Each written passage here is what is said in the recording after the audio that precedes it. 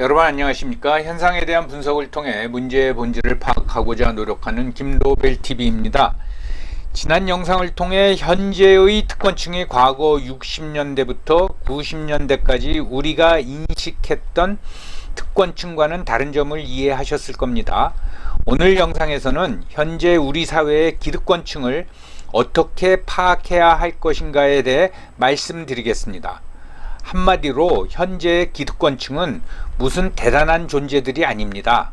중간 수준 이상의 소득과 고용 안정을 보장받고 있는 사람들이 기득권층입니다.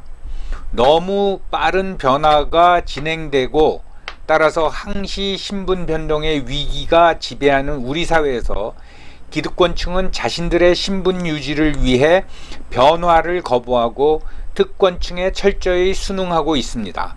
이들이 체제 수호의 핵심 세력입니다. 예전에 기득권은 영어로 표현하면 vested rights라고 했습니다. 이렇게 부여된 어떤 지위가 있으면은 권리가 부여가 되죠. 그렇지만 굉장히 그 부정적인 인식을 가지고 있고, 예전에는 그 부패한 세력을 전부 다 이제 기득권 세력이다, 그렇게 부르곤 했습니다. 지금 이제 최근에 들어서 많이 회자되는 적폐 세력 하면은 이제 기득권 세력이다, 그렇게 인식이 돼 있었습니다. 그런데 이거는 이 일종의 기득권이라는 거는 지위에 따라서 또는 직책에 따라서 부여된 권리이기 때문에 어떻게 보면 이제 이미 차지한 거에 대한 텃세라고 말할 수가 있습니다. 이제 예를 들면 의사는 의료 행위를 독점할 수 있는 권리를 가지고 있죠. 교사도 교육, 초등교육, 중등교육 또를 독점할 수 있는 그 권리를 가지고 있습니다. 그러니까 교사 자격증이, 국가가 발행한 교사 자격증이 없으면 교육을 할 수가 없는 거죠. 국가가 발행한 의사 자격증이 없으면은 의료 행위를 할 수가 없는 거죠. 그래서 이렇게 부여된 권리라고 하겠습니다. 근데 이것이 반드시 합법적인 것만 아니라 불법적이더라도 암묵적으로 인정을 해주고 있죠. 예를 들면 이제 부재지주 땅에 어느 농민이 가서 오랫동안 농사를 지었다, 그러면 그 권리를 인정을 해주죠. 또 하나는 지금은 경기가 나빠서 그게 점점 없어진다고 하는데, 상점 같은 게 권리금이라는 게 있지 않습니까? 이게 바로 기득권이죠. 일종의 이제 텃세죠, 텃세. 그런데 이게 타 집단과 비교해서 어떤 특정 집단이 독점적으로 가지고 있다고 인식되는 이제 권리를 얘기하는 겁니다. 최근에 나타난 우리나라의 어떤 기득권 세력을 저는 세력으로 부르지 않고 집단이라고 부르겠습니다. 과거나 현재 기득권 세력에 대한 어떤 이제 인식을 보면은 주로 대기업 총수, 재벌 총수, 아니면 고위 공무원, 국회의원, 이렇게들 생각을 했는데, 기득권을 가지고 있는 어떤 세력들을 보면은 그러한 그 기업 오너뿐만 아니라 고위 공무원, 또 판검사, 변호사를 포함한 법조인, 교수, 의사, 박사급 전문직 등 정말 우리나라의 엘리트들을 기득권 세력이라고 우리가 이제 인식하고 있죠. 크게 보면은 권력이나 돈을 가진 사람들을 기득권 세력이라고 이제 인식하고 있었습니다. 그래서 그런 인식에 따라서 우리가 보면은 기득권층, 과거 그 기준으로 보면 그 나머지는 서민이죠. 서민, 보통 사람들, 어떻게 보면 듣보잡, 또는 어떻게 생각했냐면 기득권층 하면 부자, 그리고 돈 없는 사람, 이렇게들 생각을 했습니다. 그러다가 이게 좀 더 세분화되면서 최근에 와서는 뭐냐면은 주택 보유자, 다주택이건 주택이 하나만 있건 주택 보유자, 무주택자, 이렇게 나눠서 얘기를 하고, 주택을 중심으로 보면은 그 다음엔 좀 더 크게 보면 정규직, 비정규직, 이렇게 나눠서도 봅니다. 대부분 어느 나라나 노년층이 자산을 대부분 가지고 있습니다. 우리도 아마 60세 이상이 한 75%에서 80%의 자산을 가지고 있을 겁니다. 이 자산이라는 게 대부분은 집이죠. 즉 부동산, 그 일부는 뭐 저축도 가지고 있고, 그러다 보니까 그 나이든 세대하고 젊은 세대 사이에서도 나이든 세대가 기득권 세력이다. 젊은 세력은 이제 기득권이 없는 세력이다. 이렇게 인식하기도 합니다. 그래서 뭐 재밌는 얘기가 30대 중반에 대기업에 다니는 그 어떤 젊은 사람이 연봉을 뭐 한 6천, 7천 받는데 집이 있는 노인한테는 그 전철을 공짜로 타게 하면서 집 없는 우리한테는 왜 요금을 받느냐, 그런 이제 푸념을 했다고 하는데, 저는 기득권 세력, 기득권층이 아니라 기득권 집단이다, 이렇게 그 용어를 쓰겠다고 말씀드렸는데, 즉 21세기 한국의 기득권 집단입니다. 이거에 대해서 이제 분석을 해 드리는데, 뭐 내가 여기에 이걸 들으시는 분 중에 여기에 속해 있다고 해가지고 뭐 기분 나쁘게 들으실 필요는 없습니다. 분석을 하는 거니까요. 첫째, 21세기 기득권 집단의 기준은 직업의 안정성입니다. 그리고 그들의 소득이 중간소득 이상, 즉 중간소득서부터 고소득까지, 그러니까 직업이 안정적이고 중간소득 이상을 벌면은 그거는 기득권 집단에 해당된다고 하겠습니다. 이 사람들의 특징은 변화와 혁신을 거부합니다. 예, 이게 문제라는 거죠. 하나하나 살펴보죠. 일단 우리나라에 거기에 해당되는 집단이 공무원이 113만 명이 있습니다. 이거는 직업군인을 뺀 겁니다. 직업군인은 20만 명 정도 있는데 장교가 13만 명이고 부사관이 7만 5천 명입니다. 그 다음에 교원, 즉 교사하고 교수를 포함한 교원이 사립 학교에만 교수가 6만 3천 명이고 교사가 12만 명, 그러니까 거의 뭐 18만 명 정도 되고, 그 외에도 숫자를 정확히 파악할 수 없지만 공기업 직원들 또는 정부 출연 기관들 해가지고 정부 산하기관, 또 대기업, 여기에 다니는 사람이 직업이 비교적 안정적이고 중간소득 이상의 소득을 올리기 때문에 기득권 집단에 들어간다고 하겠습니다. 여기서 대표적인 기득권 집단이 우리나라엔 3개가 있습니다.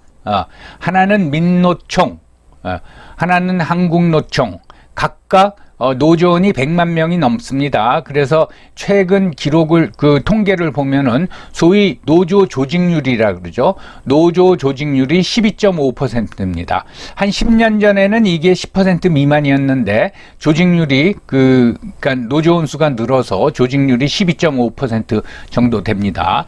전교조는 전국의 교사, 그러니까 초등학교, 중고등학교 교사가 한 50만 명 정도로 추산이 되는데, 그 중에 이제 4만 5천 명 정도가 약 10분의 1 조금 안 되는 숫자가 전교조 조합원으로 있습니다. 이 세 집단이 가장 강력한 노조죠. 기득권 집단입니다. 전체 경제활동 인구를 우리나라가, 그러니까 15세 이상의 사람들을 말하는 거죠. 그 중에서 어떤 그 경제활동을 할 의사가 있는 사람들을, 그걸 보통 우리가 2,800만 명으로 추산을 합니다. 인구로 보면은 한 전체 인구 5,100만 명 중에 15세 이상의 인구가 4,300만 명 포함이 되지만, 그 중에 전업주부나 학생, 그 다음에 어떤 노동력을 발휘하기 힘든 노인들을 빼고 나면은 보통 통계 집단에서 우리나라 전체 경제활동 인구를 약 2,800만 명으로 보고, 그 중에 취업자 수를 2,700만 명으로 봅니다.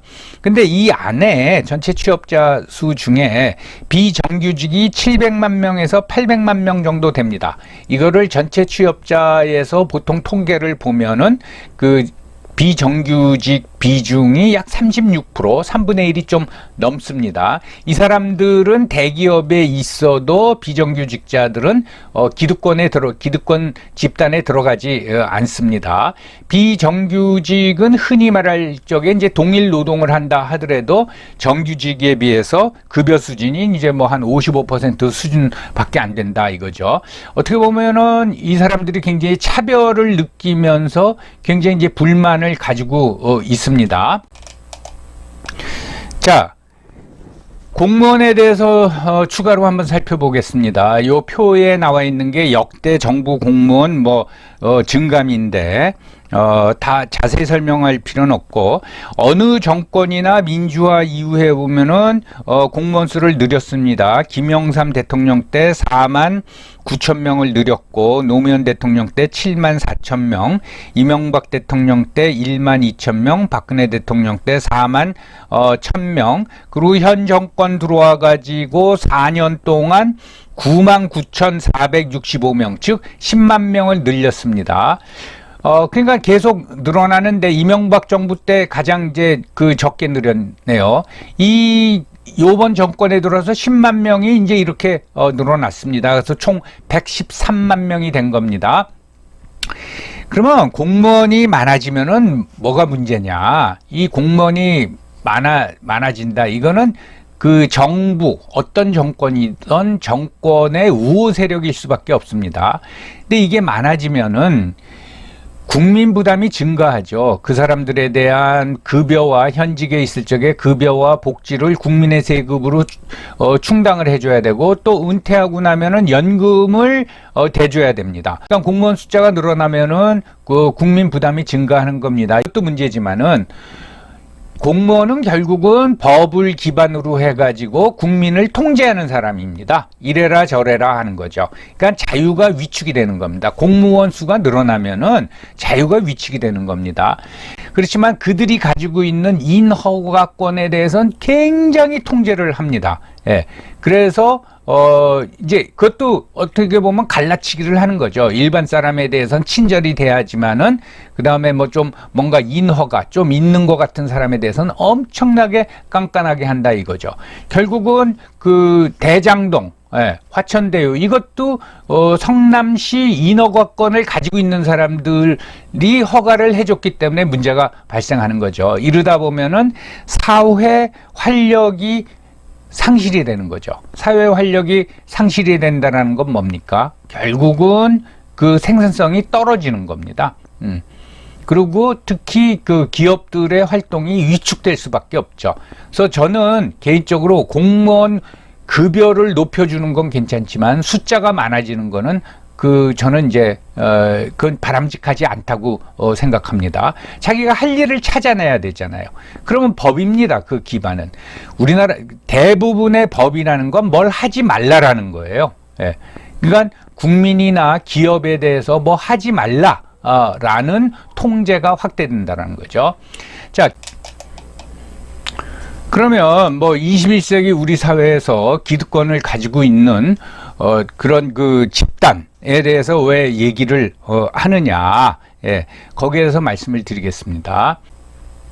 이 문제점이 뭔가 하면은 기득권 세력은 자기 기득권에 안주하려고 합니다. 그러니까 변화를 거부를 하죠. 기득권에 안주하고 최대의 관심사는 자기의 기득권을 지키는 겁니다. 그래서 변화를 거부합니다. 그러니까 변화가 굉장히 빠른 21세기에는 그러한 태도가 맞지 않다라는 거죠.